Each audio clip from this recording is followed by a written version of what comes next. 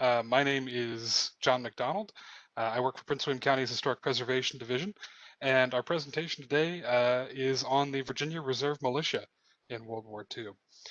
So the VRM was very much a sign of the times as the country entered its Second World War in December of 1941.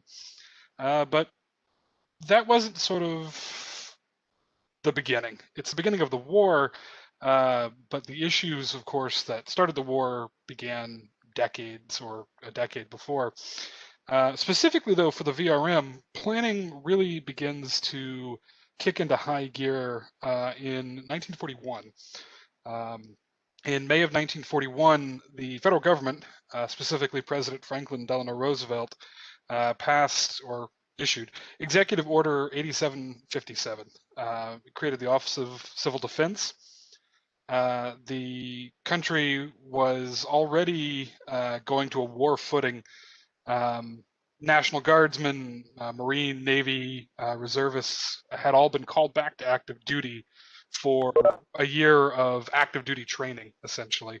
What exactly that was going to be was sort of up in the air still at that point.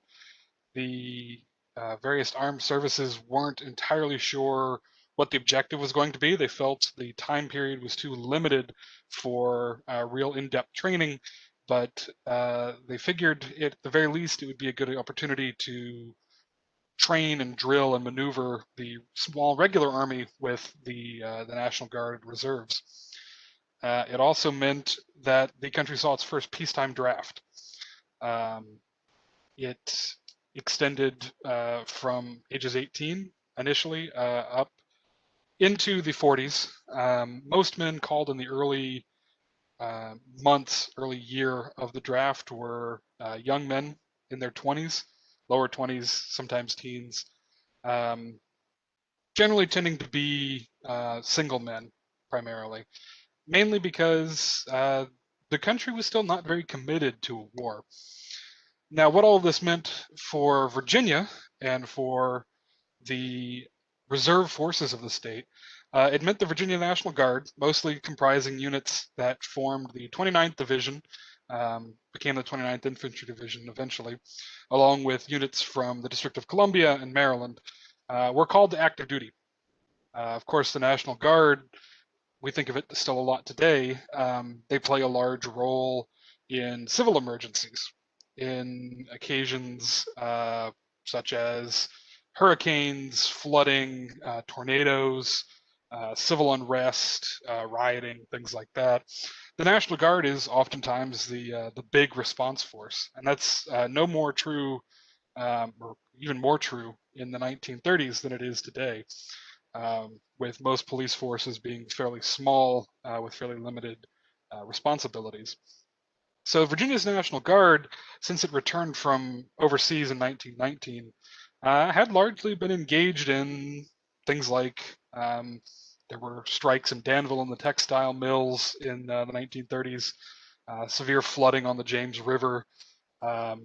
They were called out to protect the Rockingham County Courthouse in Western Virginia when an African-American man was threatened with lynching. So their role had been fairly broad.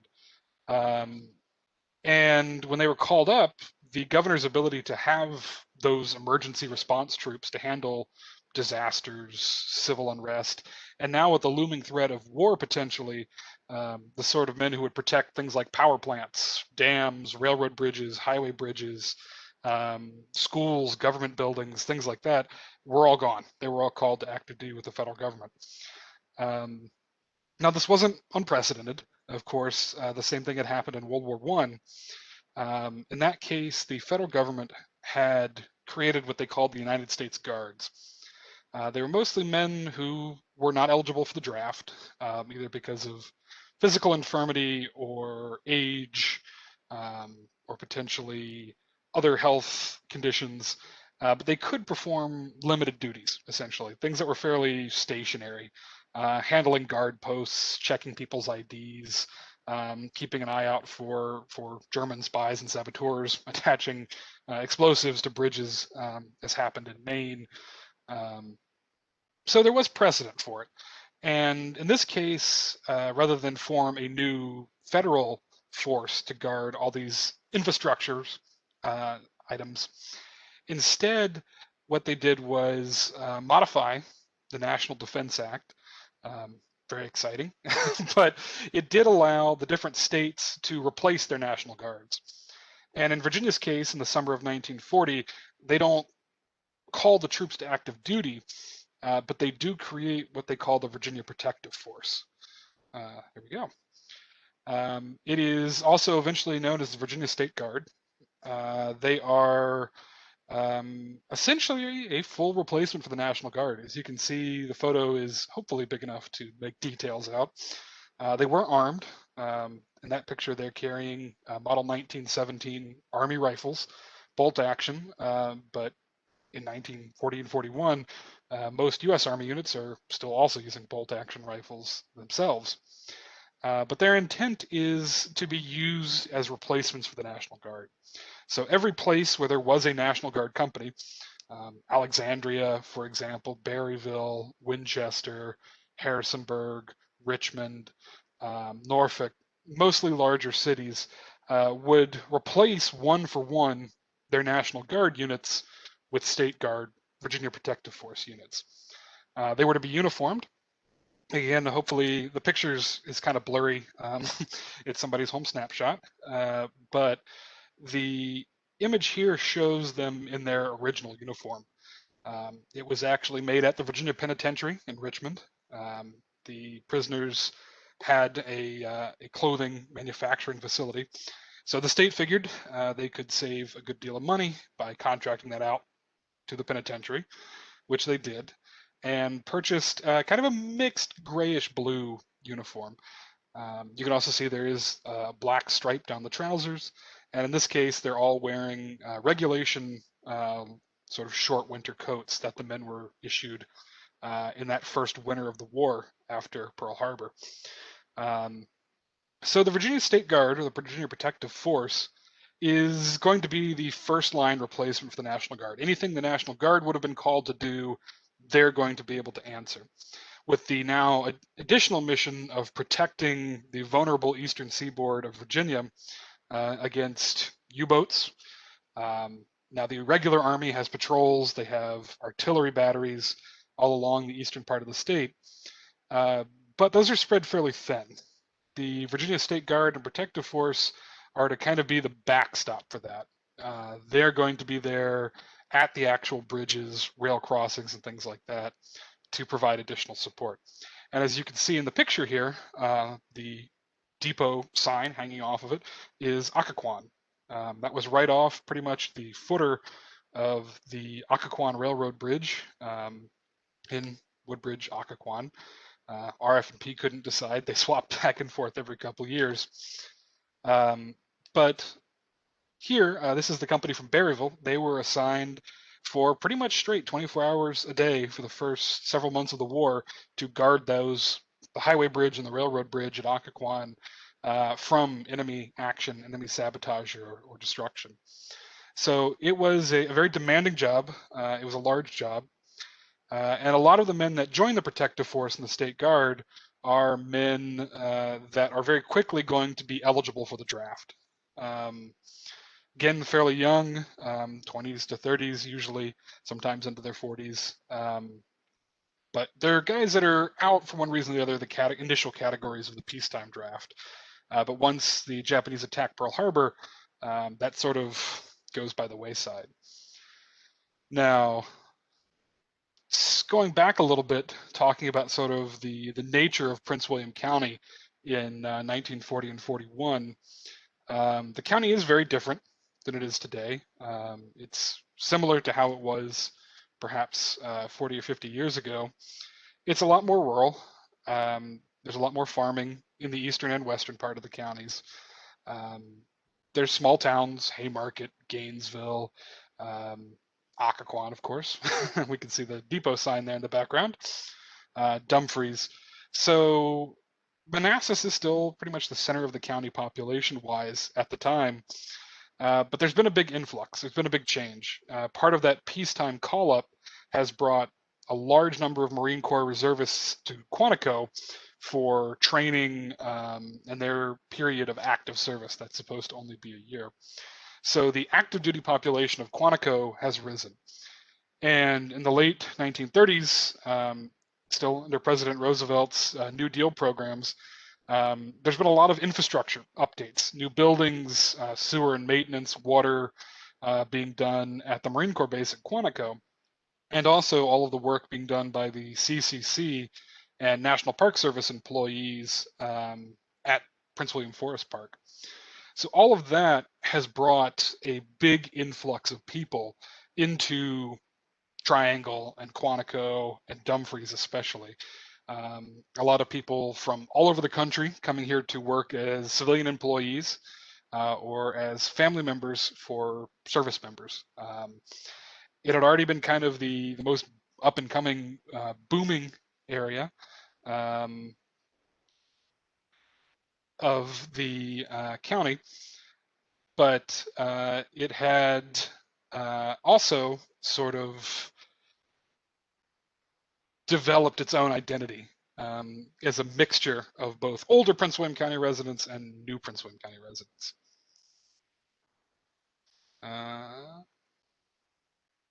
Sorry, folks. There we go. So who were the Virginia Reserve Militia units? Well, initially, there was only one company. The Reserve Militia comes about because the Virginia Protective Force units, after that initial first 6 months or so after Pearl Harbor, as they're losing strength, as people are sort of realizing what the commitment to the protective force requires, that there's a lot of duties that those units are not very well suited for, such as support to very small communities, localities, and especially areas that did not have National Guard companies before the war, which is most of the state, including Prince William County. So the protective force companies and their higher-ups, as they're standing back down from that first 6 months of panic and sort of settling into a routine of training very close to the National Guard with their weapons, with the remaining equipment left when the National Guard was called up, mostly obsolete equipment. They're mostly still concentrated in larger cities or towns. So as a response, by a lot of the communities that felt that they were unguarded or unprotected or underserved by the protective force, they started creating their own units. They called them Minutemen. Initially, there was no formal authorization at all for any of those. They were just groups of mostly men and young boys that got together and were like, hey, you know, the protective force is great, but we don't have a National Guard outfit in the area. So we're going to take that responsibility onto ourselves to patrol for saboteurs, spies, sabotage, things like that in our communities, in our areas. It started in Winchester in the spring of 1942, after that first winter of the war. So the state of Virginia, the Adjutant General, Samuel Gardner Waller, who was a World War I veteran, went to the federal government and said, hey, you know, we have these community members essentially that are interested. They don't necessarily have the time commitment, or they don't fit the enlistment requirements for the Virginia Protective Force. They're usually either too young or too old. How about we create a different organization? Basically nested below that is a third tier kind of reserve backup for these main protective force units. So in Prince William County, it is not terribly long after that initial movement sort of springs up in the summer and spring of 1942 that Prince William County forms its first Virginia Reserve Militia unit. In this case, it's the 77th. That's the flag there, upper left. Pretty much all that these units got from the states were a patch, which we'll see in a slide, and those guidons, flags, that they could carry in parades or when they were marching or drilling. A green flag with the red text, VRM, and then the company numbers and their county or city of origin. So in this case, we have VRM Company 77, or the 77th Company, which was formed in Manassas. In the winter, in November of 1942, a couple months later, it started organizing pretty much as soon as the Manassas Company officially was created, but they didn't fully organize until later, was the 177th Company and Triangle in the eastern end of the county. This is the setup through most of the state. Most counties had 1 to 2 companies. The lower or the first forming unit from that area would be the lower numbered one, in this case 2 digits, 77. And then to make the second company, the adjutant general would just stick a 1 in front of the 2-digit number. Some areas like Roanoke, which had large defense plants, or Richmond, same case, it's also a major population center at the time, would sometimes have 3 or 4 or 5 Virginia Reserve Militia companies. There was no higher organization in the company, with a captain in command, and anywhere between 50 to 100 men. That would be it to the unit, and then they would report directly to the adjutant general, the head of all of Virginia's military forces. The protective force, on the other hand, did form much like the National Guard. They formed battalions, regiments, never really formed brigades, but they did form larger units. Went forward too fast. Also, unlike the Virginia Protective Force, the VRM really didn't train all that much, comparatively speaking. They were kind of left at their own discretion. Some units, we have cases that I've read, newspaper articles and reports from Southside Virginia, especially down in the Danville area. The companies met maybe once, twice a month. In Richmond and Winchester, Roanoke, Stafford County, there's records of them meeting weekly or twice a week, even sometimes, especially early in the war. Who exactly were the VRM looking for? As I kind of mentioned before, they're mainly looking for older men and younger boys. Specifically, after that initial sort of group in Winchester forms, the Virginia Adjutant General turns to the Department of Fish and Game, basically, and says, we want you to get the word out to sportsmen, hunters, fishermen, avid sort of outdoor camping types, whether that was Boy Scouts and young boys or older men. That was their primary target. They wanted people that had sort of an experience in field craft, were familiar with weapons, and most importantly, owned their own weapons.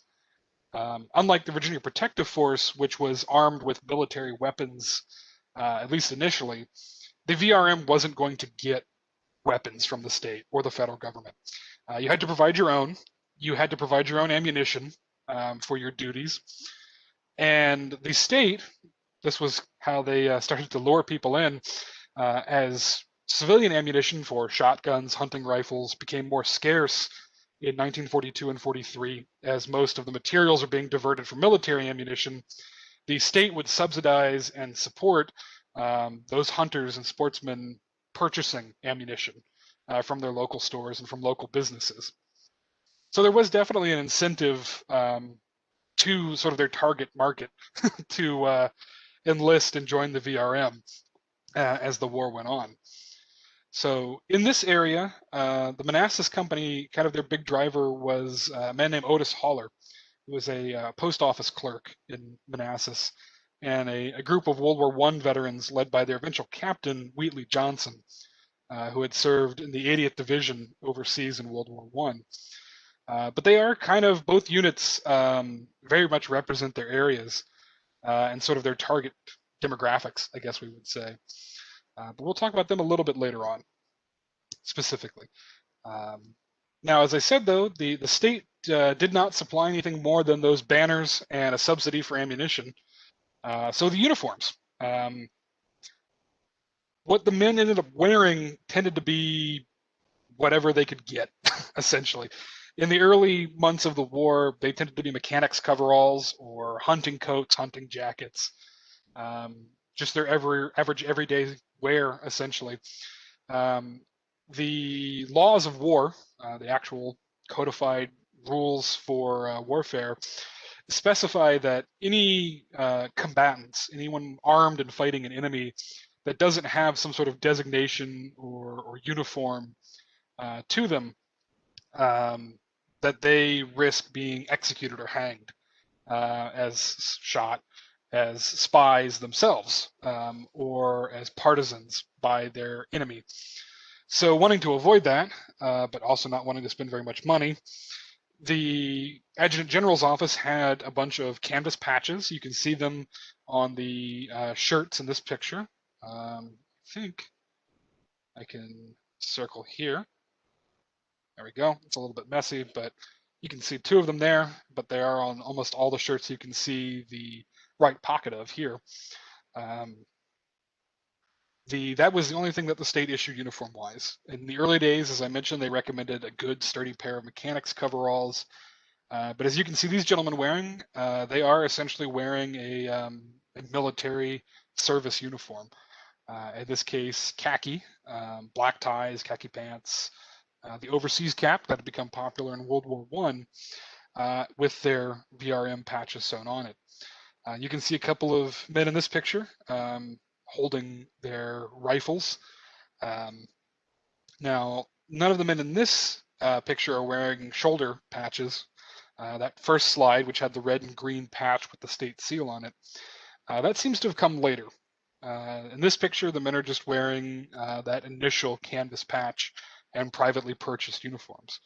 And of course, there right in the middle is a Boy Scout in his uniform, khaki, the neckerchief, and a campaign hat. A couple of the gentlemen have their hunting rifles in hand. They're especially center and left in the picture as I'm looking at it. So that gives you kind of an idea, especially looking at sort of the spread. There's a few middle to younger aged men in this picture, but by and large, it's mostly older men and one young boy.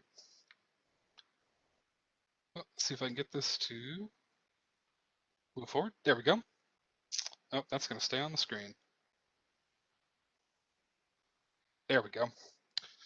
Okay, so here again, this picture, we have a little bit more of a mix in this particular image. It's kind of small, but you can see, hopefully, even though it's very ghostly, at least the outline of the flag here. This picture was taken in Tappahannock down in Essex County in 1943. Similarly, you can see the men much smaller, but they're almost all have their VRM patches on. But they're almost all wearing surplus Army floppy sun hats that were gotten rid of at the early days of the war. Dead center there is the governor, and I believe that is General Edward Goodwin, who was the commander of the protective force in Virginia, the state guard troops. And right there, of course, front and center are a bunch of young boys. They're overseas caps, kind of good button-up shirts, and one Boy Scout there on the side. So headgear-wise, this is one of the overseas caps. This one is actually from a collection of a gentleman in Western Virginia. But this shows you kind of the coloration to the early Virginia's Protective Force uniforms. They're not quite correct, or I guess appropriate for what the Army itself would have been wearing, more of a gray kind of color to them. And they definitely have that homemade look to them.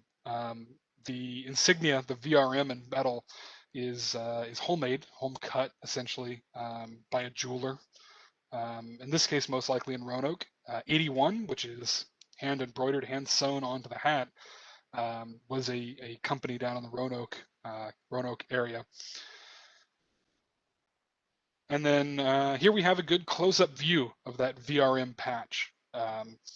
Again, how likely would an enemy soldier, German, Japanese, what have you, have taken this seriously as a protection, as to treat them as an actual lawful soldier rather than as a civilian partisan?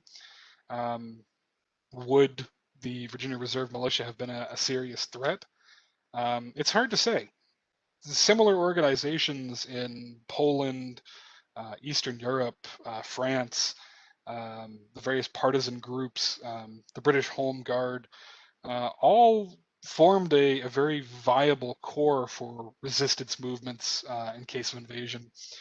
But a lot of times the big reasoning is basically at least in the United States, um, if there would be an invasion of Virginia, the government wanted not necessarily a frontline fighter, somebody that was going to engage the enemy directly, or even necessarily in partisan warfare. But looking at who they asked to join these units, Boy Scouts, hunters, fishermen, they wanted people with a knowledge of the terrain, the land, the area, um, probably most likely to serve as guides for army units that would potentially be fighting in the area. They would have auxiliaries, extra troops that had local knowledge and expertise in the woods and familiarity with the area to help guide them and help fight. Now, uniform-wise as well, you can see this one definitely has a little more eye catch to it than most of those plain khaki ones. The chevrons, the stripes on the sleeves are nice bright red, and that shoulder patch is that red and green one from the first slide with the Virginia seal on it. I believe those likely came around about 1944 when the Virginia Protective Force became the State Guard. They got a new patch that no longer said VPF and had the state seal on it, and I imagine the VRM around that same time as well also got a brand new shoulder patch themselves. So who were the men? That's kind of the big question. The big reason for actually doing this is to sort of look a little more in depth at who the individuals that made up the two Prince William County companies were. Oops. No, I'm sorry. Oh, I've made myself disappear. My apologies, folks. No,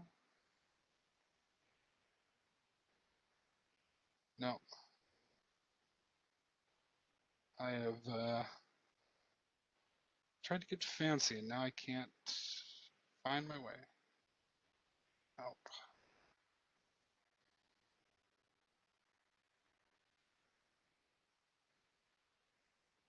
And again, I'm sorry about this, everybody. I did this right when we were practicing.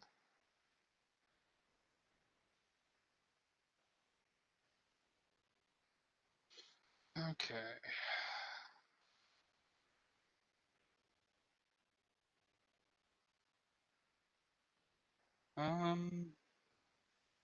I can't tell what is happening.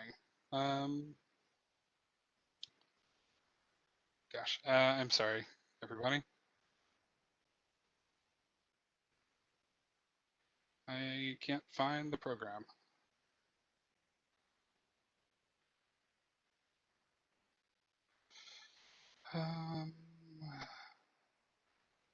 Nope, that's not it. Okay. Well, hopefully everyone can still see the screen. If not, hopefully Kirk would. We can see this. We can see the slideshow now. Yeah. Okay. Yeah, we can see the one that says "Who were the men." Okay, good. All right. I'm sorry for all that fumbling around. It worked at the office, but it's not working here, at least on my end. But good to know that everybody else can see them. Okay. Sorry for that delay. So the men themselves, after a little bit of delay. So the 77th Company, as I mentioned, is formed first in August of 1942.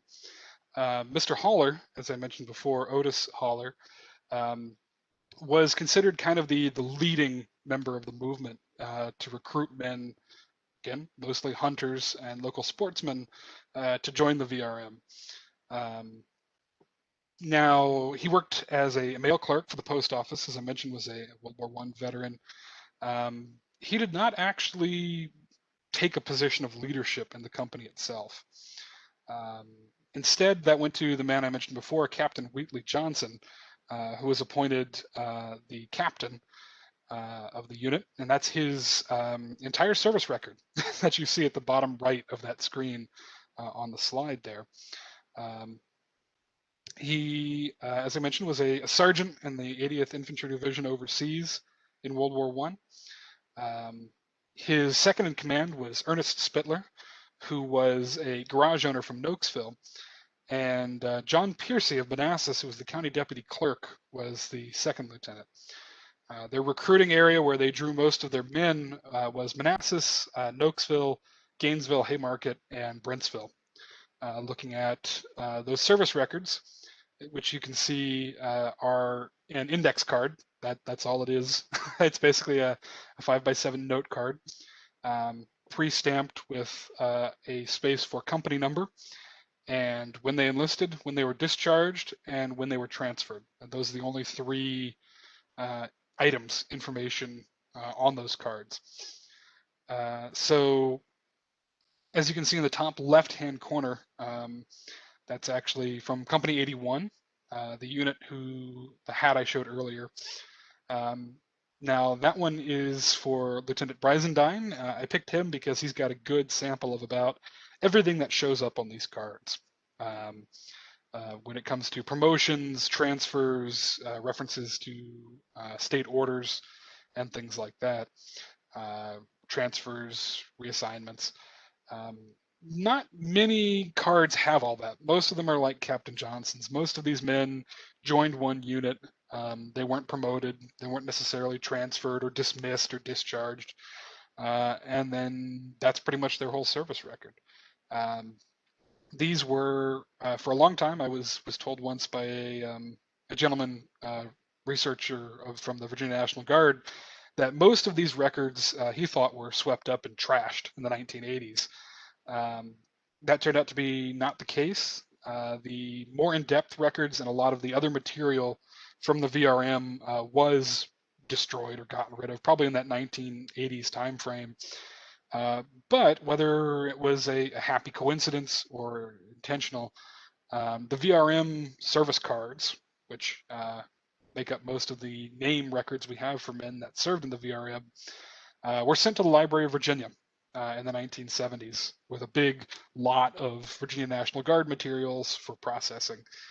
So they survived. They actually went to LVA and are there for us to use today. So that's how we get most of these names. Now, sort of talking about the age brackets of the enlistees, Kirk emailed out sort of the pamphlet that goes along with this, that goes into a lot more detail on who the members of the companies were when they joined the VRM, when they were discharged, or when the company was disbanded, along with sort of a little bit of. I'm sorry, Kirk, were you saying something? I'm sorry to interrupt, John. I forgot to send that. Oh, that's okay. But I still have it, and I'm gonna. This video is being recorded, and once the recording is ready to be shared, I will email a recording of this video and the pamphlet to everybody who attended. Okay, thank you, Kirk. Well, okay, I apologize, John. You did send that to me, and no, that's okay. As you know, I'm currently working away from my office, and so that's anyway, understandable. but everybody will get the pamphlet with the video. I promise. Okay, that's okay. Thanks, Kirk. It also talks a little bit about sort of the age at enlistment for most of the men in the unit. There's definitely, as I mentioned, a strong preference towards men 35 plus. Most of the men are in their 40s, 50s, 60s. Some of the oldest members of the company are in their late 60s when they join. Like I say, it's sort of a cross section of Prince William County. In the 77th, there's definitely a strong preference towards men that served in county offices or county-related services. Thomas Didlake, who was a local prominent attorney, was a member of the 77th Company, and along with a few other gentlemen, there was a fellow named Colonel Hartman with a K, not the military rank colonel. He'd actually been in the National Guard and discharged before coming to work at the Marine Corps base and joining the unit as a private. There were a lot of folks that worked in the government in Washington for the Bureau of Engraving and Printing, for the Government Printing Office, as I mentioned, county clerk, National Youth Administration, other federal programs and offices, and Commissioner of Revenue, telephone company, things like that. The 77th officers were pretty stable. There wasn't a whole lot of turnover. Captain Johnson, Lieutenant Spittler, Lieutenant Piercy, who I mentioned, they pretty much stay the whole length of the war in their positions until the companies disbanded in September of 1945. So there's not really a whole lot of turnover. Most of the men enlist in August of 1942 when the companies formed. There are a few drips and drabs, individuals that join later on or towards the end of the war. But the primary core group is there from the very beginning. Now, across the county, the 177th Company is formed in Triangle, and it faces a much more complicated issue. As I mentioned, most of the men eligible for the Virginia Protective Force or the VRM are not of draft age or otherwise exempt. That included a lot of federal employees or civilian employees of the Marine Corps. In 1944, a lot of those protections were removed. A lot of men were reclassified as eligible for the draft. And as a consequence, a lot of the participants, members of the 177th Company, then entered the armed services, regular armed services from the VRM. Part of that also hit their leadership. Their very first commander, their captain, is Ira Likes, who was the superintendent of Prince William Forest Park. However, he was only involved with the company for about 4 or 5 months, from November of 1942 until I believe March of 1943, when he accepted an activation of his Marine Corps commission and went on active duty at Quantico. He was then replaced with his former second in command, John Gum, and then several other members of the company. Most of them don't last out 5 or 6 months at a time for any of the particular positions before they're replaced. Now, the areas, while so the 77th comes mostly from western Prince William County, it does kind of go more towards the middle of the county here as well, but oddly not really towards the northeastern part. I was not able to find any men from Woodbridge, Occoquan, or the like that joined the 177th Company. Most of them came from Canova, Triangle, Joplin, Quantico, and Dumfries. Same time as the 77th Company, they were disbanded September 19th, 1945. Most of the men that were discharged before that point had been in March of 1944, when a lot of eligible men were discharged to be drafted or called up to active duty with the regular armed services. The other thing about the company is there's definitely a large skew towards folks that were not from Prince William County. If the 77th is a lot of longtime Prince William County residents, the 177th is a lot of folks that had come to the area to work at Quantico or work at Forest Park or in the company industry supporting the military base. So there were a lot of folks that were a little bit harder to track down. But as I mentioned, some of the folks that saw service in World War II overseas, Henry Amadon, he was only 25 when he joined the VRM, but he had worked at the paint shop at Quantico and was exempted for several years until he was called up in 1944. Same thing with Clyde Anderson and Clarence Austin. They were also civilian Marine Corps employees who opted to enlist in the Marine Corps when their draft exemption came up.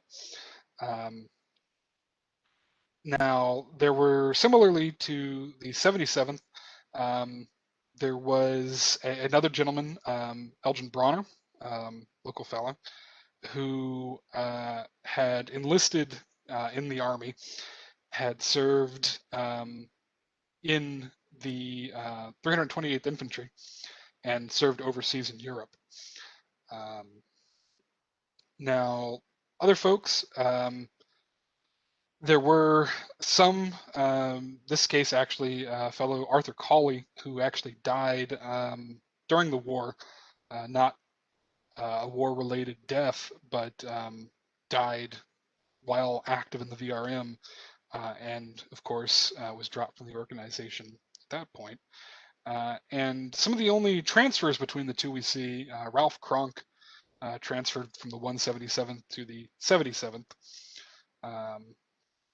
owing to his area of origin. Now, something of an interesting case, I mentioned Superintendent Likes of Forest Park had been the original company commander. His replacement and former second in command was John Gum, who had been a supervisor, Park Service supervisor at Forest Park. Captain Gum of the VRM went on to be a OSS operative, trained at Forest Park before heading overseas with the OSS, but spent his first about year of the wartime service in the VRM. Now, the other folks in the company, as I said, afterwards when Kirk emails you the pamphlet, it's a little bit easier to get a picture of everybody. There are quite a few names with annotations on who went where. But one last name I will mention specifically is Joseph F. Sisson, probably the youngest, one of the youngest of all the joinees of the VRM.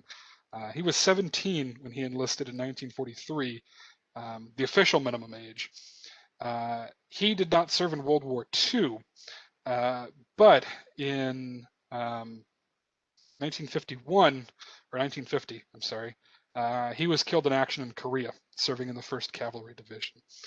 So a lot of individuals in these VRM units, the younger members would go on to serve in the regular military, the regular Army, the Marine Corps, the Navy, Air Force in some cases, well into, and one example, 1960s, in the case of Stanley Robles, served more than 20 years in the Marine Corps.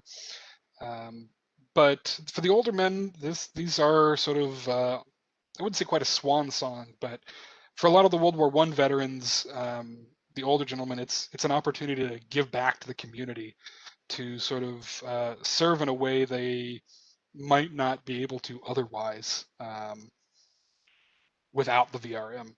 So in addition to its role as a combatant force, as guides, local experts for the Virginia State Guard and for the Army, Marine Corps, in a potential combat situation, it is another way on the home front for civilians to give back and feel involved in the war effort, much like scrap drives, blackout drills, and things like that.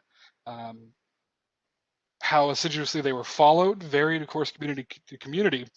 But for people that really wanted to feel like they were supporting their family members, sons, daughters, husbands, cousins overseas fighting on the front, they could feel like they were doing their part for the war effort here at home. So we'll finally scroll back along here, hanging on the slide for a long time. The text, the names are very hard to read on this one, unfortunately. But this is the only example I've ever found of a VRM commission. So those officers did receive a commission with the state seal from the Commonwealth of Virginia. It's the same wording, the same format as an Army, U.S. Army commission, but only, of course, holds them to the authority vested in them by the state of Virginia and the governor of Virginia, as opposed to the president of the United States and the United States Constitution. This one went up for auction several years ago, but I do have an image of it. We do know, though, it's kind of hard to make out at the very bottom because it's very also tiny text. It does have a VRM form number. So these were a standard issue document. And somewhere out there is probably the commissions for Prince William County's VRM officers, the Minutemen. So I typed over one more too quickly. It says questions, but we're not quite ready for questions yet. Now the tanks are here because this is sort of the wrap up. Basically, you're talking about what did the VRM actually accomplish in Prince William County. If the state guard and the protective force were guarding the bridges, the railroads of the county, what did the VRM actually do? Well, that is a bit hard to pin down.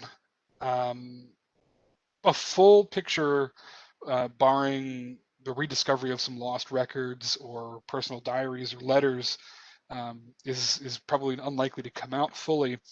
But we do know some of the big events that the VRM took part in. They were regular participants in civil defense drills in Manassas and Dumfries in that area, blackout drills in both parts of the county, part of orders issued by Washington. All lights shut off.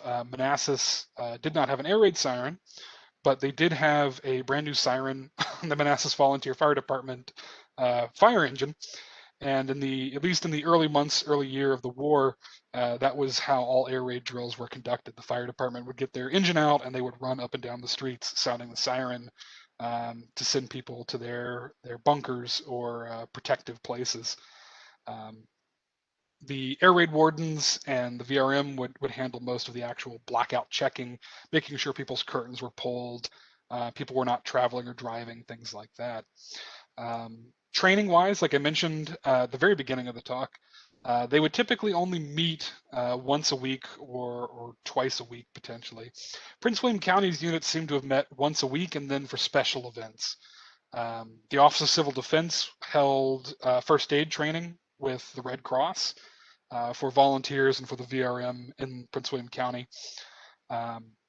There were also the Aircraft Warning Service, another civilian group, mostly women and children, classes that they participated in. The VRM did as well to identify aircraft, both friendly and enemy.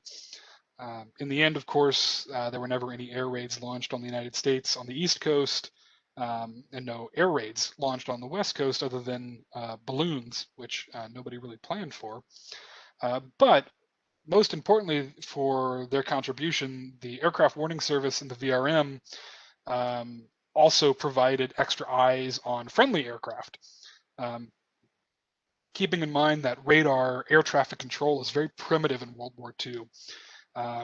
It's mostly used for long-range artillery ranging than it is aircraft control initially. But even then, radar installations are very spread apart. There aren't very many in the continental United States. Once you get away from major air bases, you don't really have that radar coverage to see where aircraft are. So the Aircraft Warning Service, they would build towers. There was one in Brentsville. There was one in Manassas. They would be staffed by observers, again, usually women, school children, and they would watch with binoculars, listen on cloudy nights for aircraft engine, aircraft noise, and report it to the Aircraft Warning Service's filter centers, usually in major cities. Again, in this area's case, it was Richmond, but Washington had one as well in Baltimore. And this allowed the Army Air Corps to keep track of its aircraft, essentially. Student trainee pilots from Richmond, from the DC area, from both the Navy and the Army, learning navigation, learning to fly, or even veteran pilots when the weather was bad, had a high chance of getting lost or wandering sort of out into the countryside. And these AWS reports would give the Army and Navy an idea of where aircraft had been spotted. And in the daylight hours, at least, potential identification of what that specific aircraft was, if an airplane went missing, or if a pilot was lost and trying to locate where they were, that gave them a valuable, extra important set of data. A very vital but a much more dangerous job was search and rescue. Now, this was also generally related to aircraft, usually Army aircraft. In 1944 and in 1943, there were 2 aircraft crashes in the Bull Run Mountains. Again, trainee pilots flew too low in bad weather into the side of Bull Run Mountain in one case, and in the other was a mechanical failure. But in that case, the VRM company from Manassas was one of the groups fielded to search for that downed aircraft. Again, an example from the Shenandoah Valley, there was a case of several children that went missing basically in the Shenandoah National Park, wandered away from home in their backyard and disappeared. And while the VRM is not the ones that found them, they were one of the forces that was called out to search for these missing children. But that's just one particular case. All throughout Virginia, they were called on to deal with more civil emergencies than was strictly speaking supposed to be their job. But typically things like medical cases, search and rescue, supporting the aircraft warning service, supporting local authorities, supporting the Virginia Protective Force with their missions. Part of that requirement was the VRM was broken up into squads of 5 men, with one person had to own a car. That's how you got to be a squad leader in the VRM. You owned a car. And that way they could respond to things like search and rescue missions or a call to active duty for emergencies or invasions. Now, while the Virginia Protective Force, as I mentioned, did actively train in the field fairly regularly, they also had their own school set up at Virginia Military Institute at VMI. Of course, most of VMI's cadets and students had gone off to serve in World War II in the regular military. So the campus had plenty of space, and as a consequence, the Adjutant General of Virginia set up a training course, basically to teach protective force officers and enlisted men, sergeants and NCOs, military tactics, formations, partisan warfare and guerrilla warfare, and also just simple things of how to handle military weapons, automatic weapons, Browning automatic rifles, machine guns, mortars. Companies were not typically issued those, but the expectation was they might in an emergency be issued them. As I mentioned, in the early days of the war, they were issued standard Army bolt-action rifles, mostly the model 1917s. They pretty quickly lost those in 1942. Britain, after Dunkirk and its main British Expeditionary Force, is forced to leave a lot of its men and equipment on the beaches of France. The Army gathers up almost all of those Model 1917 rifles because they're based on a British design, and ship them to England, basically to be emergency armaments for the British. So the VPF lost their rifles, but the state bought them trench guns, essentially, mostly Winchester, pump-action shotguns, and Thompson guns from the state police and from other sources to be replacements.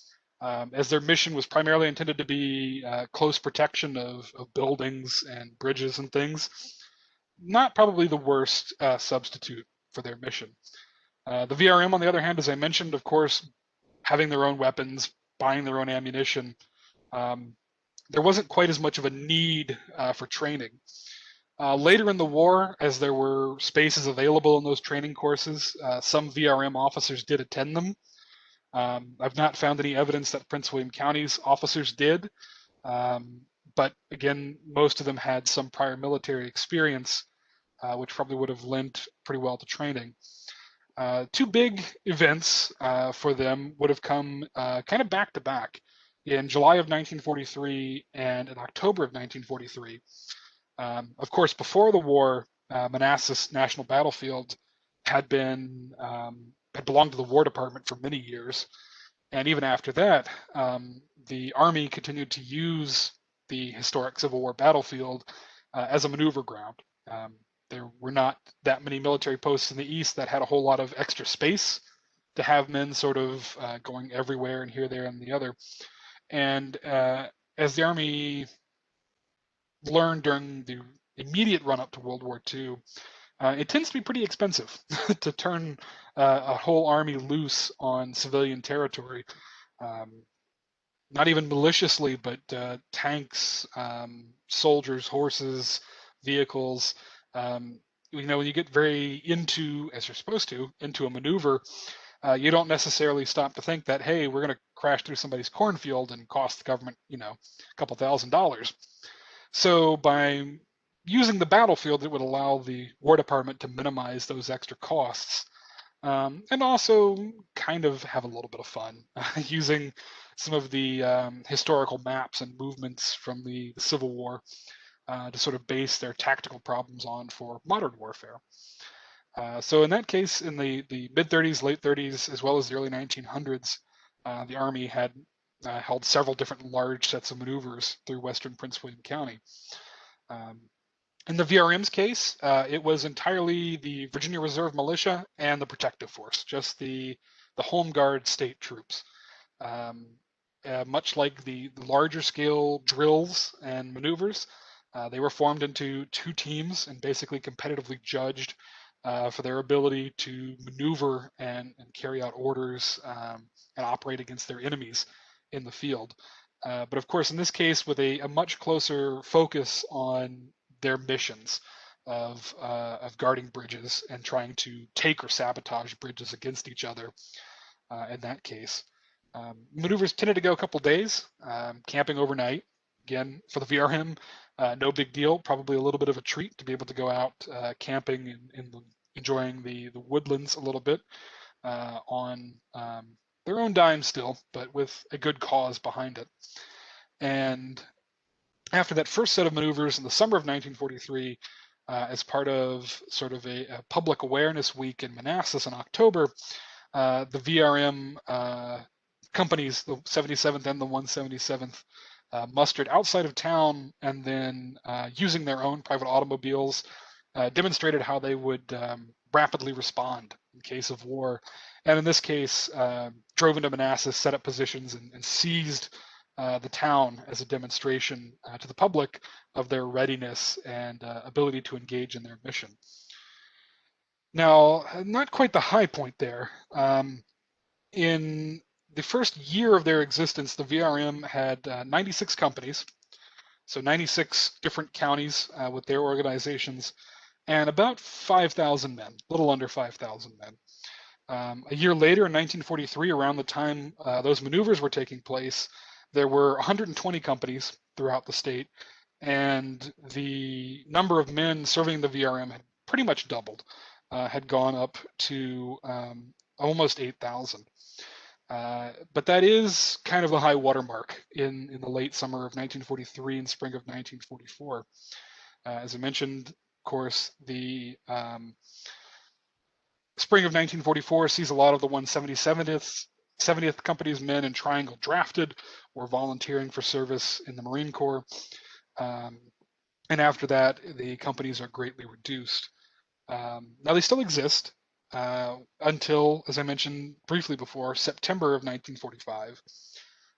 There was no formal order from the governor or from the adjutant general that was publicized in the newspapers or anything else in the state adjutant general's report even, celebrating sort of their contribution, their participation in the war effort. The best I found is the index cards. Men that served until the end of the war, there is a rubber form stamp stamped on there stating the date that the VRM was disbanded, and that's about it. By contrast, the Virginia Protective Force, by then renamed the Virginia State Guard, lasted until June of 1947. 2 years after the war, the National Guard had still not reorganized, but over the summer of 1947, the National Guard sort of returned, was recruited back up to strength and came back into being. And there was no longer the need for the protective force to sort of fill their role, supporting the emergency planning and things like that. So it does all wrap up at the end of the war. And the contribution that they make to the state tends to remain in the background. Kind of weird to talk about it that way when most people have not even heard of the Virginia State Guard's contribution to World War II.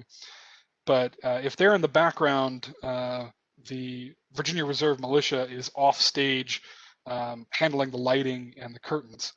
And much like that role in a stage production, their role is an important part of the contingency planning for the war effort, but also has a very tangible product in its search and rescue efforts, its community engagement, and its ability to be there, essentially, as a visible force to reassure the community. As a lot of the home front issues are psychological. It's part of why President Roosevelt had created the Office of Civil Defense even before the war broke out, was the realization that part of the struggle the British people had faced, the French people, the Polish people, Czechoslovakians, was the sort of intangible morale factor, that the German army had not necessarily been an unstoppable force plowing through these countries, but that the terror, the surprise and shock of war and maneuver and armored vehicles had definitely played a major part in that. So in trying to prepare for that, the VRM would fill an additional role for the Office of Civil Defense as part of that sort of morale boosting effort to kind of prepare the American people for what, at least early in the war, seemed like an inevitability, that hostile action would return to our shores as it had in World War I, with terror attacks, bombings, and potentially U-boat and surface raiders coming to our shores. So that does bring us to questions. Anything that people might have to ask about the VRM, Protective Force, National Guard, anything else like that? Don't forget to unmute yourself. Yes, I'm sorry. Let me try and make this bigger so I can see people better.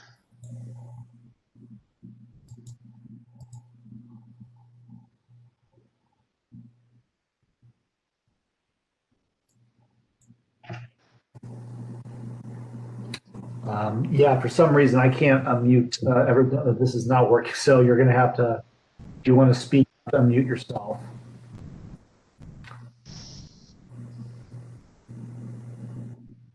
Or send me a chat question if you can't do that yourself.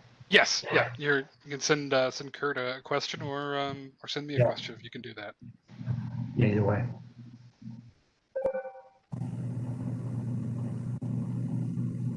Nobody? Again, yes?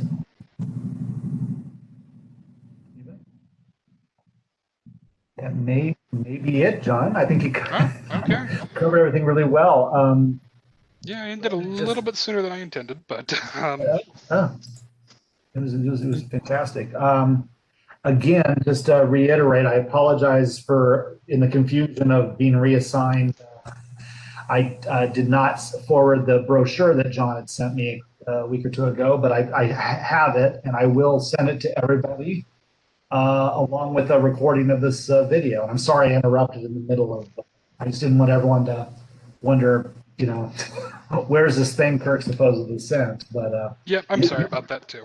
No, that was my apologies for that. So, but you will get it, and I'll send it along with the recording of this. And so I will wrap up then if nobody has any other questions. I should say this PowerPoint was originally intended to be shown actually at Relic. That's why they're the tanks at the conclusion. It's the National Guard on their way to summer camp in 1939. Kind of threw that in at the end to wish everybody a safe travel home, but I kind of assume that everybody's at home. So have safe travels in the next couple days. Other thing I do like to kind of wrap up with is credits and thanks. Of course, I'd like to thank Kirk for having me for this particular talk and topic.